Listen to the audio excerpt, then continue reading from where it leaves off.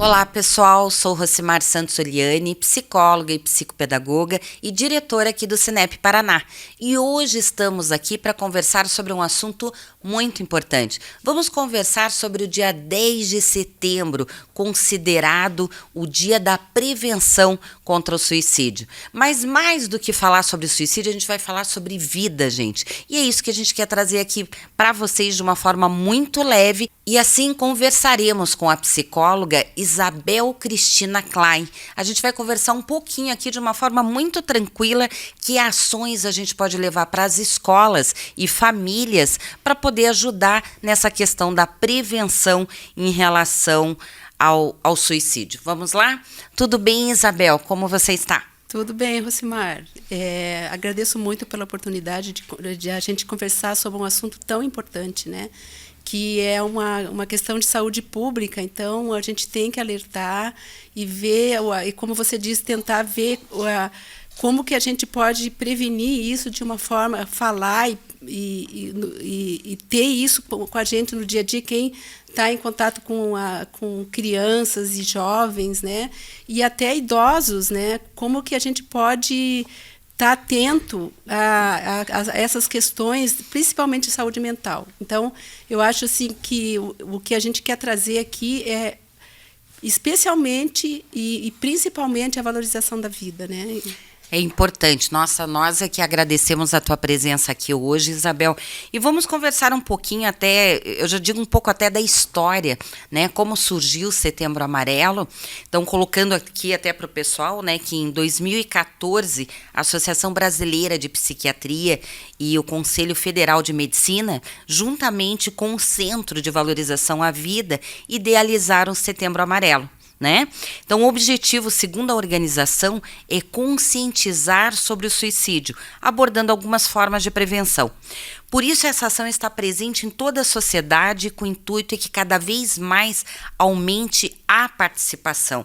Então, o mais importante para a gente falar aqui dessa data, né, é como trabalhar com o nosso jovem, como trabalhar hoje com as pessoas, para que realmente, através do autoconhecimento, a autopercepção, a valorização à vida, né, ter essa percepção realmente do quanto a nossa vida é preciosa. Então, Isabel, vamos começar primeiro assim, explicando um pouquinho, em relação, eu não vejo tanto como data, como mês, né? Mas eu vejo mais para a gente falar sobre saúde mental, da importância realmente em ficarmos atentos Exato. a algumas situações. Então vamos lá. Isabel, qual que é a importância do Setembro Amarelo? Rosimar, eu entendo assim que o Setembro Amarelo é uma data para chamar atenção, né? O amarelo já é, né, que preste atenção, né? Para essa questão, mas ela é específica para isso, mas não quer dizer, e isso a gente tem que salientar e trazer essa importância de a gente estar atento a essa questão o ano inteiro, o tempo todo, né? O tempo todo que a gente está convivendo com as pessoas, está alerta à questão da saúde mental, como que essa pessoa está, como que eu percebo essa pessoa, né, no dia a dia e se esse risco está eminente, se está ali presente, né?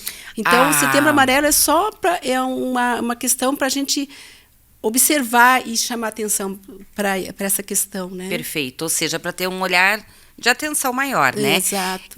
Segundo a Organização Mundial de Saúde, ela coloca realmente o quanto a gente precisa ficar, né? O quanto precisam todos estar atentos, pois ainda hoje existe um risco maior para jovens de 15 a 29 anos, né? Então, no Brasil, na verdade, é um problema mundial, né? Que todos precisam estar atentos, porque realmente trata-se de um grave problema de saúde pública, né? O que você acha, digamos assim, Isabel, aos teus olhos, o que mais dispara, digamos assim, situações de risco para os jovens e mesmo adultos ainda hoje? Olha, essa questão, o disparador o maior, tem muita questão dos transtornos mentais, né, que a gente entende que é o maior risco, Mas a depressão, por exemplo, né, a depressão pelas estatísticas, mais que 50% dos casos, as pessoas passam por um processo depressivo, né, e começam a ter essa ideação de acabar com a própria vida, né? Então, o que a gente tem que prestar atenção é quando as pessoas começam a trazer questões de tristeza, de desesperança, né? De o que as Como pessoas se não começam, objetivo. a pessoa começa a falar, eu quero sumir, eu não estou aguentando mais. São então, frases são que preocupam. frases que tem que se preocupar, né? E observar o que está acontecendo com aquela pessoa, né? Você falou algo bem interessante, porque de 85% a 95% apontam, né, digamos assim, os dados que são pessoas que já tinham algum tipo de transtorno, né? Seja esquizofrenia, personalidade borderline, algum outro transtorno, mas que nunca foi identificado pela família. Exato. Né? E então, o quanto é importante também essa questão da família estar atento, né? As fragilidades, digamos assim, do... Exato, porque até se fala muito da distimia, Rosimar, que é um tipo de depressão que ela é mascarada, assim. Ela não é nítida e clara, porque todo mundo, quando fala em depressão, pensa que é aquela pessoa que está sempre, né, que está mais evidente, que chora, que está desesperada, que não vê futuro para a vida. Mas a distimia é um traço de personalidade que a pessoa é negativa, e as pessoas pensam, não, isso é da personalidade dela, é o tipo dela, ela é o jeito de ser dela. E às vezes é uma depressão que a pessoa traz desde a infância e ninguém percebe. E aquilo vai se agravando, né? E chega um ponto que às vezes ela tem uma dificuldade de lidar com a realidade, ela não é funcional, ela tem muito mais dificuldade de lidar com o trabalho, com o estudo, e isso vai agravando o sofrimento dela, até o ponto de ela começar a ter ideação, né, de não querer viver mais, né? Na verdade, há como prevenir, né? Há como, no caso, pelo simples fato, às vezes, de ter uma escuta maior, digamos assim, para essas pessoas. Exato. Ter um olhar mais amplo para esses casos, né? E eu acho que uma boa conversa, independente da família, dos profissionais especializados, né? Seria, ou seja, vamos pensar agora de uma forma mais prática. O que acontece, a gente já tem vários dados, né? Mas o que digamos assim, nós estamos aqui com as escolas associadas particulares ao Cinep Paraná. Então, o que a gente poderia até alertar as escolas pensando em ações, né? E quando a gente fala em ações, claro, não é só para instituições de ensino, mas sim de uma forma geral, né? Seja no trabalho, seja em casa, seja nas escolas. Que ações poderíamos fazer nas escolas, por exemplo, para minimizar essa problemática, né? Digamos, existe um tabu muito grande ainda para falar sobre esse tema. O preconceito, mas, né? De uma forma assim muito leve. Então, vamos pensar aqui agora como que a gente poderia pensar em algumas ações. Eu sempre digo, você não precisa ficar evidenciando muito a palavra em si, né, do que acontece, mas que ações realmente preventivas, que olhar é esse em relação aos nossos jovens e adultos, todos nós poderemos ter, né, seja dentro da escola, dentro de casa, no trabalho. Porque existe uma pressão muito forte em cima de todas as pessoas. Como lidar também com essa pressão? Sim. Eu acredito assim que estar atentos, né? Atento aos sinais que a pessoa, que a pessoa traz, né? Quando a gente já falou, né? Quando a pessoa começa a falar muito que ela não aguenta mais, que ela quer sumir. Às vezes a pessoa diz que queria dormir e não acordar mais, né? E às vezes ela verbaliza realmente que não quer viver mais. E eu acho que o principal é a pessoa que escuta acolher isso e não julgar, porque às vezes a pessoa começa a dizer que falta aquilo é bobagem, aquilo a pessoa começa a dizer que aquilo é a pessoa que escuta, né? Isso é bobagem, você não tem outra coisa para fazer, porque está faltando. Eu já escutei pessoas dizerem, né? A minha filha é porque está faltando trabalho, falta um bom trabalho para ela parar de pensar assim. Ou às vezes a pessoa diz que ela coloca a religião no meio, né? E a pessoa que está com aquela angústia, porque é um sofrimento muito grande, a pessoa que está vivendo aquilo, ela está sofrendo muito. E quando ela escuta isso do outro, ela se sente mais sozinha ainda. E a tendência é a pessoa se isolar mais, e aquela fala, aquele julgamento que o outro coloca em cima não ajuda. Ao contrário, piora, né? Então, o primeiro, quando se escuta isso, é acolher e tentar ajudar a pessoa a procurar saídas, né? Ou seja, só para poder entender, sinais de desesperança, solidão, impotência, a pessoa não entender, isolamento, irritabilidade, pessimismo, muitas vezes. Uhum. E quando a pessoa diz não, eu não tenho, quando ela fala do futuro, ela não vê futuro, né? E é importante que a pessoa que escute ajude a pessoa a encontrar caminhos para sair daquilo, né? Porque a pessoa que está nessa situação, ela tem uma rigidez de pensamento, ela não consegue enxergar mais nada, né? Ela não consegue encontrar soluções para a vida dela. Então, buscar ajuda profissional, né? Psiquiatria, uma terapia psicológica, né? Às vezes a pessoa precisa de medicação, né? Então, é importante porque a gente que é psicóloga, você também deve saber, quando uma pessoa chega para a gente e fala que ela está pensando assim, nisso, né? A gente percebe que, no fundo, a pessoa quer acabar com o sofrimento dela. Ela não quer acabar com a vida. Né? Uhum. Então, só que ela não sabe como, né? É uma ambivalência muito grande, né? Uhum. Então, às vezes, o sofrimento é tanto que ela não está dando conta daquilo. E o caminho nosso, geralmente, é a gente puxar para esse fio de vida que tem aí, né? Que faz com que a pessoa queira viver. Então, é nisso que a gente tem que se apoiar, né? E seguir o caminho. Na pandemia, a gente falou muito a questão da saúde mental, né? O quanto as pessoas ficaram isoladas, a questão do isolamento e o quanto isso realmente trouxe algumas fragilidades para muitas pessoas, jovens, adolescentes e crianças, inclusive, né? Então, eu entendo que essa prevenção, ela tem que ser, ela é contínua, é sempre. É cuidar, digamos assim, que você tenha uma rotina saudável, que você tenha relacionamentos saudáveis, né? Tenha um bom ambiente dentro de casa, como na escola e mesmo no trabalho.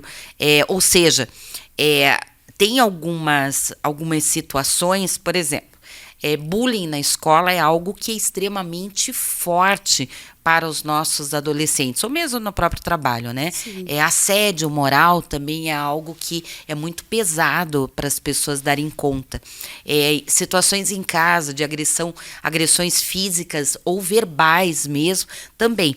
Então, o quanto é importante realmente que a família perceba, a escola também verifique sinais, né, que possam estar atentos para ajudar, no caso, essas pessoas, né, a saírem dessa situação, né? Exato. Na pandemia a gente viu, né, é incrível assim o número de crianças com 10 anos, porque eu acho que o isolamento que se viveu uma criança não pode ficar isolada, né, dentro de um apartamento entre 4 paredes, né? E as famílias passaram por muitas dificuldades também. Quando a gente fala da criança, a gente está falando da família também, né? Porque a criança sempre é um reflexo dessa família.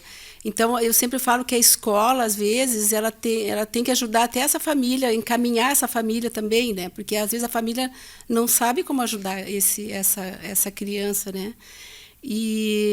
Então, a pandemia provou o quanto a gente precisa desse contato com o outro, né?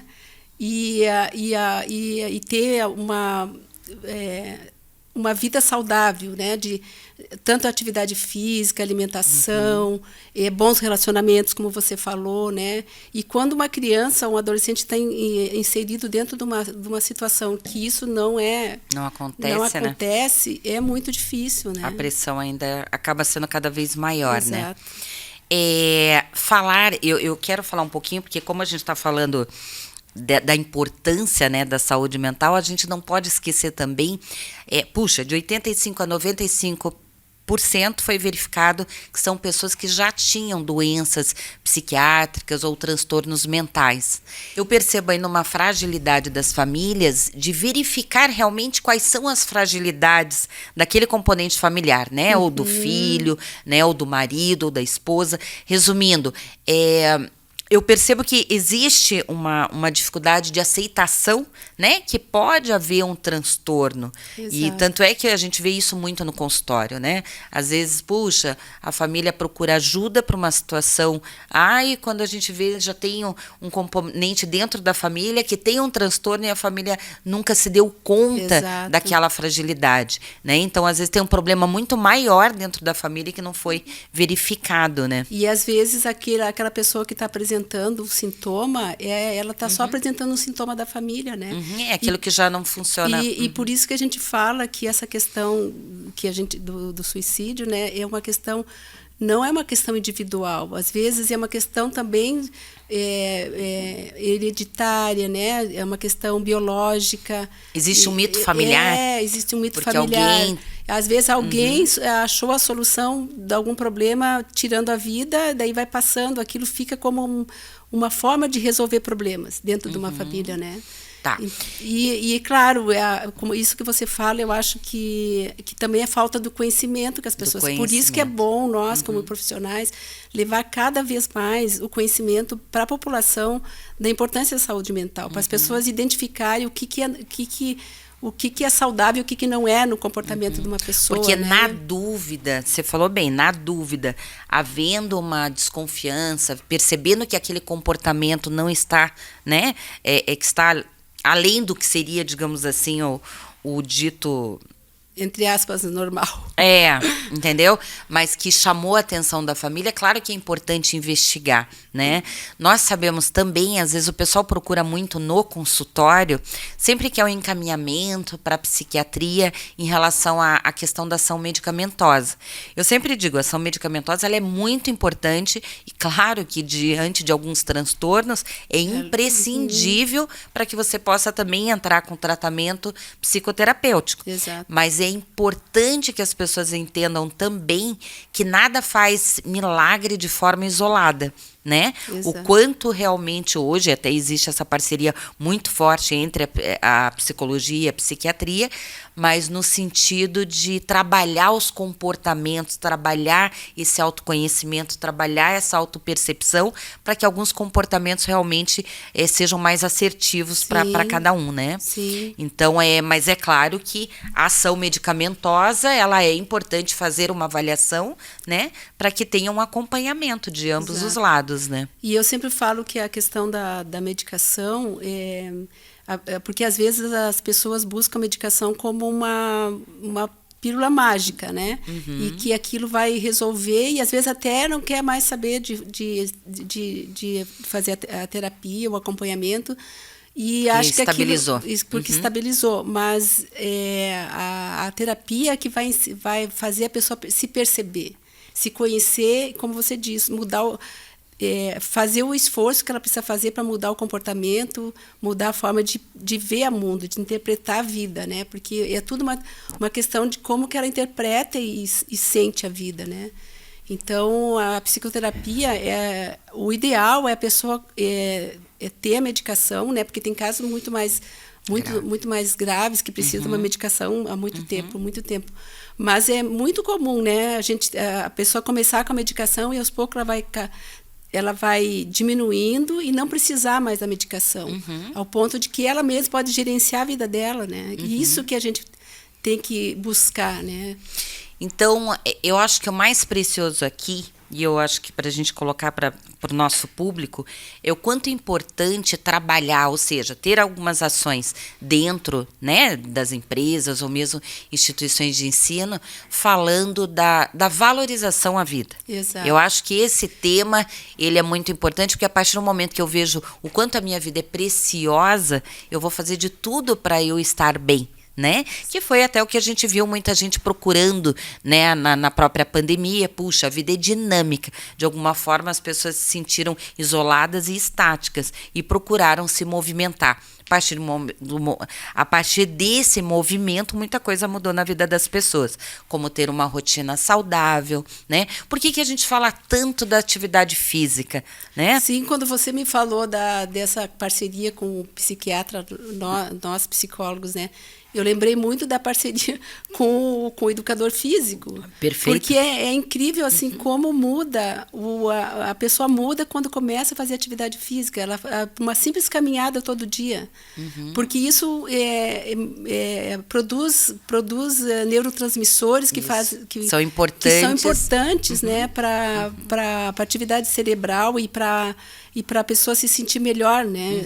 Ou seja, eleva a pessoa serotonina. Começa a ter mais esperança, começa a ver as coisas diferentes. É, né? porque acaba sendo fisiológico, né? Fisiológico. Então, bom, é como eu sempre falo, né? Puxa, fazer de tudo para a gente elevar a nossa serotonina e ficar longe um pouquinho do cortisol, né? O quanto ele acaba realmente sendo um agente estressor. É isso que as pessoas precisam entender dessa necessidade da atividade física. E a gente percebe, isso é fantástico dentro do consultório, quando você já pede esse movimento e as pessoas já saem do lugar fazendo qualquer atividade física, né? Seja academia, seja natação, seja dançar, né? Você vê que realmente a pessoa já fica diferente. E dançar é maravilhoso, ouvir música, né? Ouvir música, isso mesmo.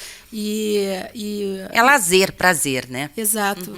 Buscar coisas que são prazerosas, né? E quando a gente pensa numa pessoa que está numa depressão muito profunda, dar o primeiro passo para dar uma caminhada então a gente tem que dizer para a pessoa, se precisar dar um primeiro passo, vai dar esse passo, né?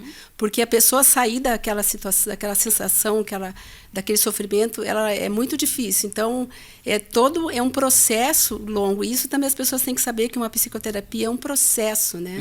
Que não é mágico, que não vai trazer um resultado imediato. Por isso que às vezes a medicação ajuda também, né? E muitas vezes você vê em uma sessão de psicoterapia, quando a gente pergunta, né, puxa, o que essa sessão te trouxe de bom e o que você pode fazer por você durante a semana? Exato. A pessoa já sai com uma visão de mundo um pouquinho diferente em relação ao seu movimento. E é devolver para a pessoa o poder sobre a vida dela, né? Não é eu, psicóloga, que vou resolver, não é o psiquiatra, não é isso que falta. Às vezes a pessoa ela não sente que ela tem poder sobre a vida dela, né? Então devolver isso. Tem uma outra situação, porque a adolescência, a gente sabe que já é uma fase frágil, né? E o quanto ele tem que ser assistido sempre. Né? A adolescência é uma fase frágil, de impulsividade, né? Não vê perigo. Porque né? o adolescente não está com o cérebro totalmente formado, né? Isso. Então... Agora, e a criança? A criança, muitas vezes, ela acaba absorvendo a dor do adulto, mas ela não sabe realmente, né, como se expressar. Então, quanto é importante também esse cuidado do que falar na frente de uma criança. Né? E o que realmente, às vezes, eu sempre digo que tem que ter muito cuidado em relação à questão da autoestima, tanto da criança, como do adolescente, como do adulto, mas a criança realmente, ela se sentir incapaz, o adolescente se sentir incapaz, a gente sabe o quanto isso provoca de forma negativa emocionalmente para eles, né? Exato. E isso que você fala do sofrimento que a criança carrega dos pais, né? E às vezes a pessoa está adulta, já passou da adolescência, está na fase adulta, a gente vai você deve saber ferida. Muito, né? O quanto que se carrega depois de adulto a dor dos pais, e a pessoa não sabe que nem é a dor dela, né? Então, e tem pais que colocam muito as dificuldades em cima da criança, né? No dia a dia, coloca a criança como um adulto dentro da casa, de falar sobre o que está acontecendo, de trazer as dores da família, que é muito pesado para uma criança. Você sabe que é interessante, porque hoje a Base Nacional Comum Curricular, ela trouxe, digamos, para as escolas, para o ensino médio, na verdade não é só para o ensino médio, já começa bem antes na educação infantil. Essa questão realmente, através até do projeto de vida, o quanto você pode trabalhar a escuta ativa. Então, fazer alguns trabalhos dentro da escola que oportunize tanto as crianças como os adolescentes a levarem, digamos, algumas das suas angústias. Escutar o que ele tem. Porque muitas vezes o adolescente quer falar em casa, o pai não tem tempo para escutar. A mãe fala, puxa, agora eu estou ocupada. Né? E às vezes não tem essa escuta, né? Não tem. Não quer, né? Não quer. E o quanto é importante, através do projeto de vida, através de algumas dinâmicas de grupo, você poder escutar realmente o que eles querem dizer e o que eles estão sentindo. E hoje tem a roda de conversa. Isso. Né? Isso que você está falando, Rosimar, dos pais, é algo interessante da gente pensar, que às vezes os pais têm tantas preocupações, né, da vida adulta, que quando a criança traz uma questão emocional, para eles é bobagem. O adolescente, que bobagem, não tem que pensar, não tem que se preocupar com nada, está se preocupando com isso, né? E o quanto é diminuído, às vezes, uma questão emocional que a criança está trazendo, que é uma dor emocional, né? Que os pais não prestam atenção porque diminui aquilo. Eu sempre falo muito no consultório o quanto a gente tem que prestar atenção na autoestima do jovem ou da criança. Ou seja, o nosso poder, né, de ver o mundo está na nossa autoestima, como que também esse espelho ele funciona para você. Exato. Então, se o pai ajuda a criança, ajuda o adolescente a sempre se sentir importante, né, perceber o quanto ele é capaz e não incapaz. Você dizer realmente para uma criança ou adolescente, você não sabe o que você está falando, você não sabe o que você está fazendo, acaba sendo muito pesado, sim. Né? Nem o adulto gosta da conta disso num trabalho, por exemplo. Então, quanto é importante você aí se utilizar um pouquinho tanto da psicologia positiva, da disciplina positiva, para falar o que tem de melhor, para daí você ter algum ganho com a criança ou adolescente, e não o que tem de pior. Sim, né? Isso vai criando o autoconceito que a criança e o adolescente tem deles mesmos, né? Então, assim, isso vai cristalizando e esse autoconceito negativo é uma das questões também que, com o tempo, vai trazendo uma dor emocional e uma depressão, uma ansiedade de querer ser perfeito, né, de buscar a perfeição que ele percebe que o pai não enxerga, né, como se os pais entendem que crítica negativa vai ajudar, não ajuda. A gente sabe o quanto o meio ele age sobre o indivíduo, né? Então a gente fala muito a importância da família, né? Como a primeira visão de mundo, digamos, da criança, e a partir do momento que essa questão social ela vai ampliando, o quanto é importante que os pais acompanhem também essa evolução, digamos assim. A partir do momento que esse meio ele acaba agindo em relação ao indivíduo, que cuidados os pais precisam ter, que olhar os pais precisam ter em relação a tudo aquilo que é ofertado. Hoje está tudo muito rápido. Exato. Antes a gente falava que era mais só essa questão do meio, quando a gente falava o social, né, interação na escola, interação no trabalho. Só que hoje a gente também tem a questão da internet, tem a questão do que é ofertado e nesse mundo digital tudo muito rápido, as crianças, hoje eu vejo, por exemplo, num restaurante, todo mundo com o celular, inclusive os nossos bebês, eu já digo, né? 1 ano e meio, 2, já estão com o celular na mão, né? Que cuidados, sem falar os nossos adolescentes, que cuidados os pais precisam ter em relação a essa questão de tudo isso que é ofertado hoje para os nossos jovens? Olha, Rosimar... O que ajuda e o que prejudica, né? Porque a internet... os pais têm que ter um controle muito grande, né? Do que o filho está acessando na internet. Porque tem, por exemplo, os jovens, as crianças estão acessando, às vezes, vídeos e canais, né, na internet que são prejudiciais, que até tem casos que ensinam a criança como acabar com a vida, né? Os desafios. Os desafios. E não só isso, né? Porque eu acho assim que a criança, até uma certa idade, ela tem que ter a atividade motora, né? Ela fica ali naquela telinha presa. É incrível quando uma criança está viciada. É um vício que vai causando na criança, né? E a criança não consegue viver mais nada no ambiente dela, a não ser com o olhar fixo naquela tela. A criança perde de ter contato com outras crianças, perde de correr, de brincar, de criar brincadeira. A gente fala muito do desenvolvimento infantil, né? Saudável. Mas se você parar para pensar, muito daquilo que eles acabam vendo nessas telas vai além da fase que está. Exato, né? Vai não tem além da compreensão deles. Isso, né? Não tem compreensão. Então, a importância realmente dos pais perceberem, ficarem atentos, né, em que fase o seu filho está, né, e se ele tem compreensão para determinado assunto, né? E aí percebendo o que a criança pode ver, né? Mas o que acontece? Às vezes os pais têm tão pouco tempo que o celular, a tela para a criança é a forma que os pais têm de não se preocupar com aquela criança, porque não precisa se preocupar na verdade, teria que se preocupar muito mais, né? Mas é um engano, né? De que a criança está protegida diante daquela tela, né? Porque daí a criança não incomoda, entendeu? Ou seja, crianças e adolescentes nessa fase precisam estar mais assistidos. Exato. E não acompanhados, ficarem vulneráveis a tudo aquilo que é olha, ofertado. é incrível uma coisa, algo que está acontecendo. Você já viu esses vídeos e áudios que são acelerados? Que você pode ouvir no tempo menor? O que está acontecendo com as crianças? Porque a gente, quando eu não suporto aquilo, né? Mas as pessoas ouvem, né? E a gente que é adulto, a gente já acostumou com essa forma como eu e você estamos conversando aqui. E eu tenho paciência de te ouvir e esperar o que você tem que falar.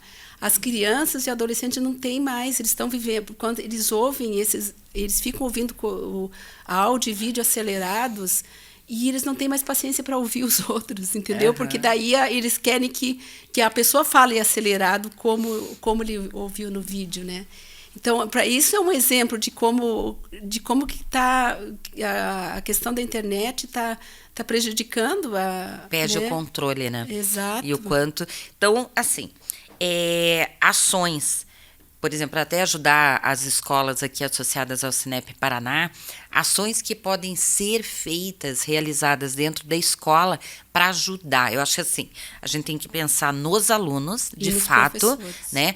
Nos alunos, nos professores e também com as famílias. Exato. Porque eu percebo assim... Toda a comunidade, né? Se você parar para pensar, eu digo assim, até dentro do consultório a gente faz muito isso, né? O que a gente faz, na verdade? A gente trabalha com as crianças, com os adolescentes, trabalha os pais e também trabalha com as escolas. Da mesma forma, a escola também pode trabalhar, ou seja, levar a melhor informação possível a essas crianças, saber... Até eu lembro uma fasezinha do meu filho mais velho, quando ele estava no 5º ano, que ele até ligava para mim para perguntar se ele podia assistir determinada palestra, se era para a idade dele. Eu achava o máximo aquilo. Eu achava o máximo. Isso é como é importante, né? Quando a criança ela é educada nesse Ou seja, dá para a gente conversar e ele perceber que isso é a hora dele aprender ou dele saber ou não. Exato, né? Então, assim, ainda hoje a gente pode trabalhar assim nas escolas com muitas informações, com muitas ações que também tragam, que deixem a criança à vontade para ela falar, para ela conversar. Mas é muito importante também você trabalhar o lado, a gente está falando também aí em comportamentos geracionais diferentes, Exato, né? Então a gente tem o professor que está em determinada fase da vida dele, né? E os pais também, né? Que podem estar na mesma fase ou não. Então isso tudo é importante também em escola promover ações, palestras. E eu sempre digo o seguinte: você não é obrigado a saber tudo. Não é obrigado. A gente está falando aqui também de transtornos. Puxa, como é que realmente todo mundo vai saber e vai identificar quais são os sinais, os sintomas, mas procure ajuda de profissionais, leve psicólogos, psicopedagogos, psiquiatras para conversar com os profissionais, com os educadores, conversar com os pais, né? E por que não também conversar com as crianças, né? Eu acho assim que tudo isso é muito rico, né? Para que realmente as pessoas percebam o quanto a vida é importante a gente cuidar, né? Exato, o autocuidado. A gente fala tanto o quanto é importante a questão do autocuidado, né? E colocar essa questão da saúde mental, né, em evidência, entendeu? Porque eu acho que a escola é muito preocupada com, né, com a parte cognitiva, do aprendizado, né? E a família também não presta muita atenção nisso. Eu acho que hoje em dia já está se abrindo mais. Né? Né? Até dentro da BNCC eu acho que a tem que ser essa. algo que tem que se prestar atenção. A riqueza hoje não são somente as competências cognitivas, mas as socioemocionais. Exato, né? O quanto você pode trabalhar tudo isso para a criança ter uma vida mais saudável. E saber que isso é importante, né, Rosimar? Por exemplo, uma pessoa que saber que perceber e ter isso como um conceito importante de que uma pessoa com depressão ela está doente. É uma doença. Não é algo que é uma fraqueza da pessoa, uma incompetência da pessoa, né? Ou a pessoa tem uma ansiedade generalizada, ela vive numa ansiedade com medo de que as coisas podem dar errado e com essa preocupação constante, né? Que isso é uma questão de funcionamento cerebral e que o cérebro é um órgão como o coração, né? Quando a gente fala muito assim, quando alguém tem um problema cardíaco, é uma doença. Por que o cérebro e algo que está relacionado com a saúde mental é tão estigmatizada, né, e tão julgada? Então, é importante isso ir mudando, essa forma de pensar, né? Muito bem. A Organização Mundial de Saúde, ela diz que Setembro Amarelo não é obrigatório, né? Mas não é uma campanha de adesão obrigatória. Mas mais do que realmente, eu acho que é um alerta, né? É um alerta do quanto a gente pode mudar algumas ações para fazer a diferença, seja dentro de casa, a gente está falando da escola e também na questão do trabalho. Né, a gente falando um pouco agora até dos adultos, porque Exato. A gente está falando que, veja bem, cada casa, cada família tem adultos, né, e esses adultos também precisam estar bem para que realmente promovam também um bem-estar maior. É aquela história, eu preciso cuidar primeiro, né, da minha pessoa para poder cuidar do Exato, outro, né? Senão como é que se o pai não está bem, a mãe não está bem, vai cuidar dos seus filhos? Então o que a gente podia falar também em relação, até eu tive aqui com o Davi anteriormente, o psicólogo e neuropsicólogo, onde a gente conversou um pouquinho sobre a própria síndrome de burnout, Exato. né? Que também é um problema, né? É um problema. E a questão da exaustão mental, né, que as pessoas chegam num ponto que elas não aguentam mais, e que como que uma pessoa que está nessa situação vai lidar com os filhos, né? Que a pessoa não consegue nem gerenciar a própria vida, porque ela chega numa exaustão tão grande que ela não consegue mais dar conta, né? Então, assim, eu acho que a pessoa perceber qual o limite dela, né? E as empresas também, eu acho que as empresas têm muita responsabilidade nisso também, né? Porque a gente está falando de uma questão de saúde pública, não é mais uma questão de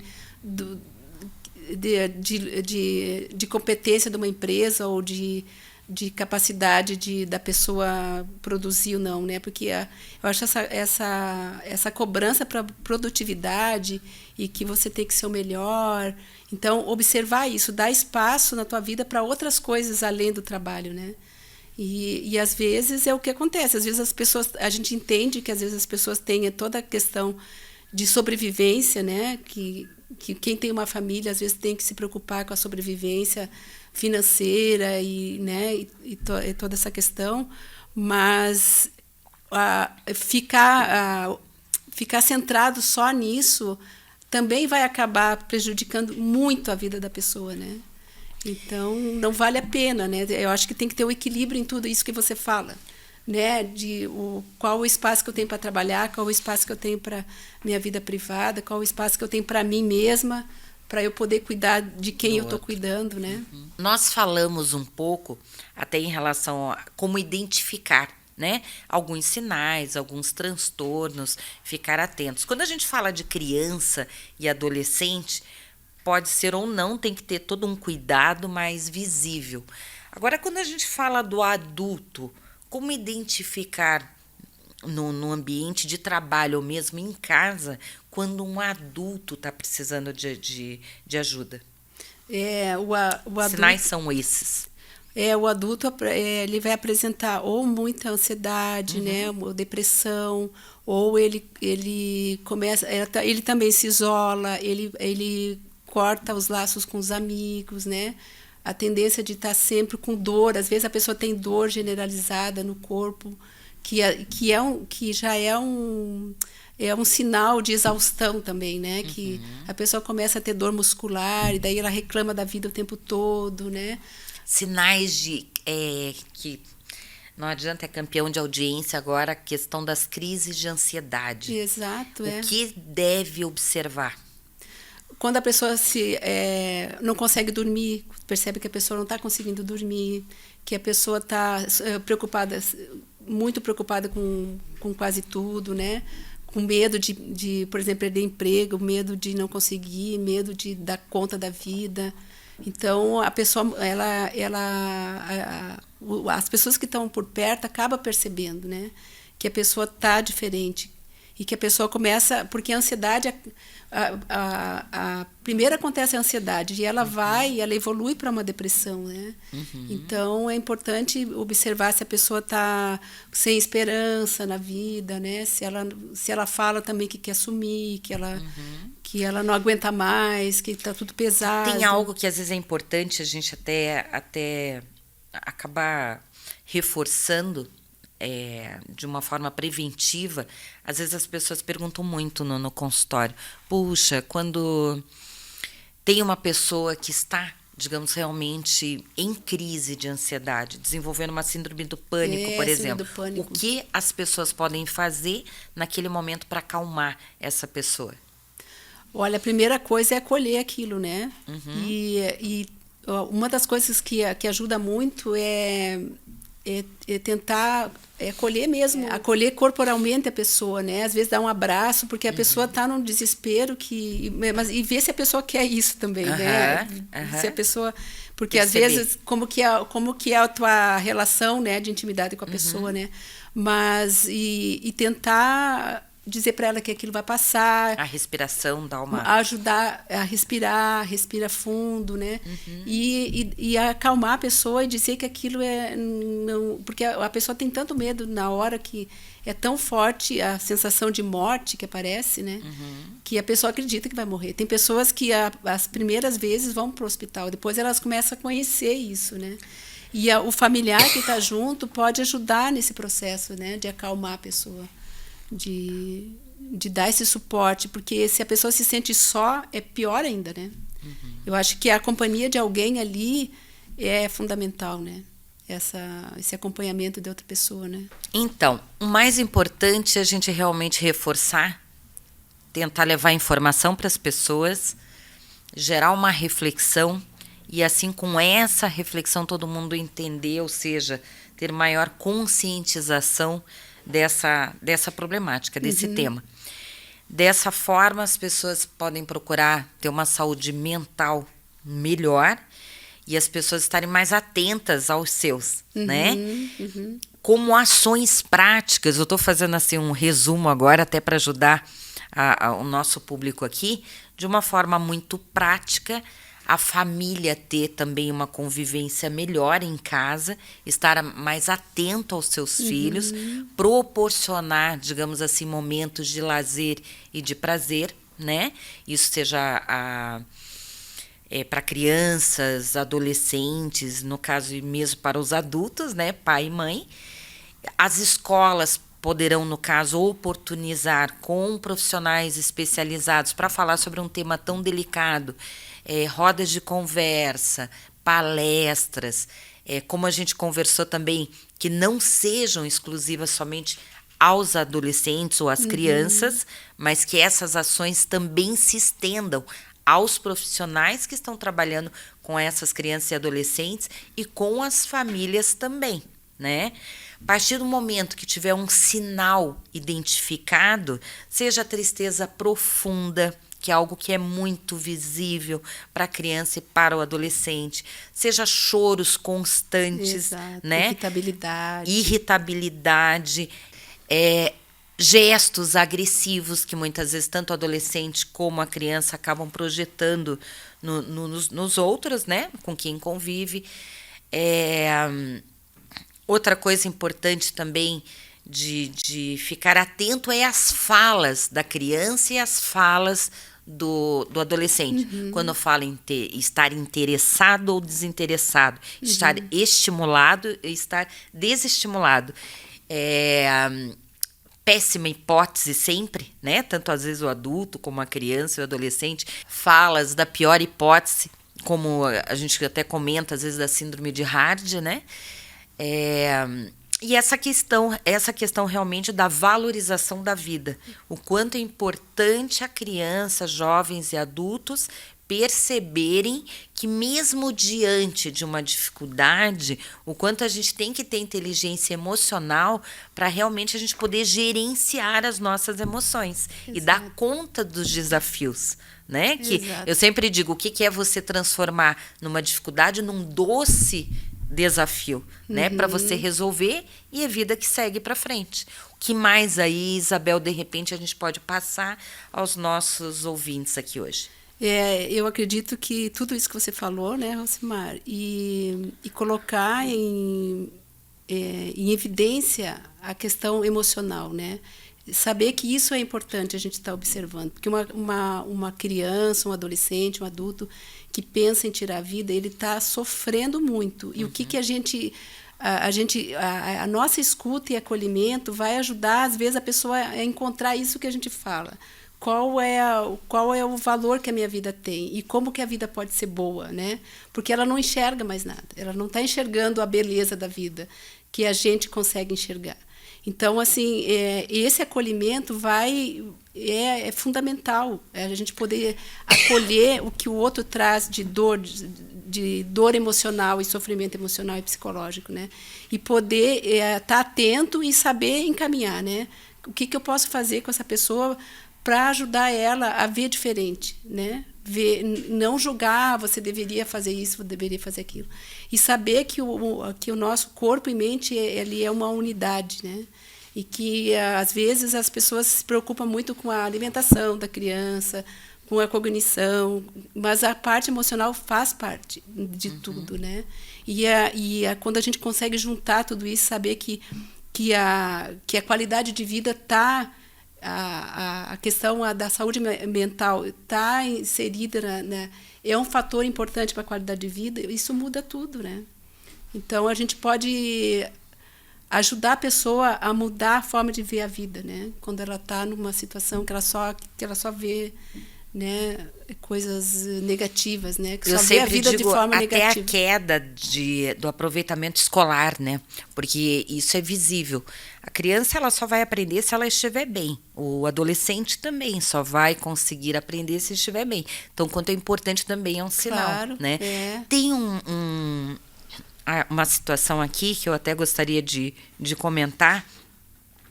Para nós que somos psicólogos, isso é muito evidente, porque hoje, com a questão do online, nós recebemos muitos adolescentes via, às vezes, o WhatsApp, perguntando, eu gostaria de marcar Ou às vezes trazendo algumas falas, às vezes até de madrugada, do nada. É preocupante, né, Rosemar? Muito preocupante. Porque eu, às vezes, recebo e daí eu fico, meu Deus, o que eu faço? Os pais, quem são os pais, né? Exato. Porque para o profissional só pode conversar com o adolescente com a autorização dos pais. Quando você percebe que realmente os adolescentes eles já têm acesso, né, ao computador, ao celular, e eles procuram essa ajuda e eles não se sentem, no caso, à vontade em pedir essa ajuda aos pais, isso é claro que para os profissionais é muito difícil. É muito difícil. Né? O que eu oriento é chamar os... às vezes eu falo, posso falar com teus pais, né? Porque isso mesmo. Meu Deus, que eu me preocupo muito. Só que muitos conseguem passar isso, porque o problema do adolescente, muitas vezes, e da criança, é que eles têm vergonha em pedir ajuda, dizer para os pais que eles estão no momento que eles precisam de ajuda. Eles não querem. Então, a importância dos pais verificarem, ou seja, olharem para o filho e perceberem se há sinais, né? Sim. Assim, a importância de oferecerem com naturalidade ajuda. Puxa, filho, você não está conseguindo falar nem na escola, nem aqui. Você quer, na verdade, assim, um apoio maior, ajuda de um profissional que só você vai conversar, falar com naturalidade. Então, é importante também a escola ter essa ação, né, de escuta, mas colocar com naturalidade para as crianças e para os adolescentes que há esse profissional, né, com essa escutativa acolhedora para ajudar eles num momento que tiver muito difícil. E isso eu acho que é uma forma de educar a criança, de ela perceber que ela pode ser ouvida, que tem quem escute ela, né? Porque às vezes é a solidão que é muito grande, a solidão emocional. Porque as pessoas pensam que a criança tendo os pais por perto, os professores por perto, mas se ela não tiver quem escute ela, a solidão emocional é muito grande, né? Então, é muito importante a criança já ir aprendendo que ela pode ser escutada, né? Que tem quem ouça ela, né? E que tudo é uma fase, né? Exato. Hoje, por exemplo, está numa fase difícil, eu sempre digo, a adolescência, ela não é para sempre, né? É uma fasezinha, só que é uma fase muito preciosa, porque uma criança saudável, um adolescente saudável, com certeza será mais tarde um adulto saudável. Com certeza. Né? Então, eu acho que a gente falar aqui sobre esse tema hoje, falar sobre o Setembro Amarelo, ele, mais do que Setembro Amarelo, é falar sobre saúde mental sempre, com naturalidade, com leveza, mas principalmente fazer uma reflexão e levar maior conscientização para todos. Né? Exato. Isabel, deixa uma mensagem para a gente aqui hoje. Que mensagem você poderia dar aqui para os nossos ouvintes, né, para as escolas associadas ao Cinep Paraná? Bom, Rosemar, eu entendo que uma das coisas que a gente para prestar atenção, né, que a questão de valorizar a saúde mental começa pelos adultos, né? Então, assim, a gente tem que ir quebrando esse tabu e esse preconceito de que lidar com a saúde mental que a questão da saúde mental é quando a pessoa está doente mentalmente, né? Ou com uma questão psicológica, um transtorno, que isso não não diminui a pessoa, né? Que isso não é uma incompetência da pessoa. Eu acho que esse é o principal, que começa pelos adultos entenderem isso e dar espaço para esse mundo emocional. E é isso que está faltando, e isso que causa os adultos. Depois falta isso para a criança, depois falta para o adolescente, essa escuta, essa abertura para esse mundo emocional, e que a gente vai levando até a idade adulta. Depois, na idade adulta, as pessoas não têm confiança de contar para o outro que ela está mal, né? Ela tem medo, porque aquilo ali, ela aprendeu que aquilo é errado, que aquilo é feio, que aquilo a pessoa que passa por aquilo é uma pessoa que não tem competência, que é menos que as outras, né? Então, é importante a gente estar atento a isso, cada vez mais se abrir para isso, né? O que um pai, uma mãe, um professor, um amigo, ele pode falar para o outro que esteja apresentando sinais tão duros, digamos assim, o que pode ser uma fala acolhedora? Primeiro ouvir, né? Sem julgar. E tentar entender, fazer perguntas para a pessoa, o que está acontecendo com ela, e mostrar interesse mesmo no que ela, no que está acontecendo, o que ela está sentindo. E mostrando para ela que tem caminhos e se colocar à disposição para ajudar ela a encontrar esses caminhos. Que o caminho, o principal é buscar ajuda, né? De pessoas que tenham, profissionais que tenham competência para lidar com isso, né? Tá, eu vou provocar mais ainda, vamos lá. Eu vou provocar o seguinte, tem adolescente que ele não quer falar. Tem criança, e até eu vejo no consultório, é uma graça, né? Porque às vezes os pais perguntam, puxa, mãe, não, eu só falo dentro do consultório, né? Então tem criança, eu acho bonitinho que eles estabelecem ali um vínculo e tem. Mas tem criança que não quer falar em casa, tem adolescente que também não quer falar nada. Exato. E ele se sente extremamente solitário.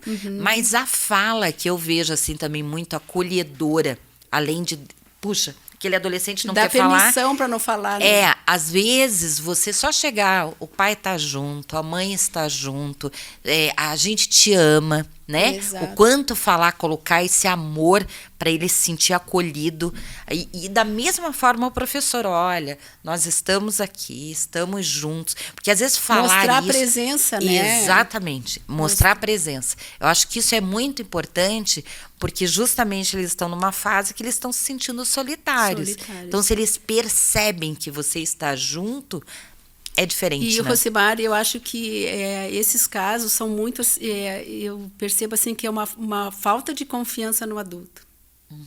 Né? Que eles não confiam para contar para o adulto. O que fez uma criança chegar num ponto que ela não pode mais, que ela não confia de contar o que está acontecendo com ela para ninguém. E às vezes, você sabe como é difícil quando eles não querem falar, né? O quanto que trabalho, aos poucos a gente vai conquistando, né?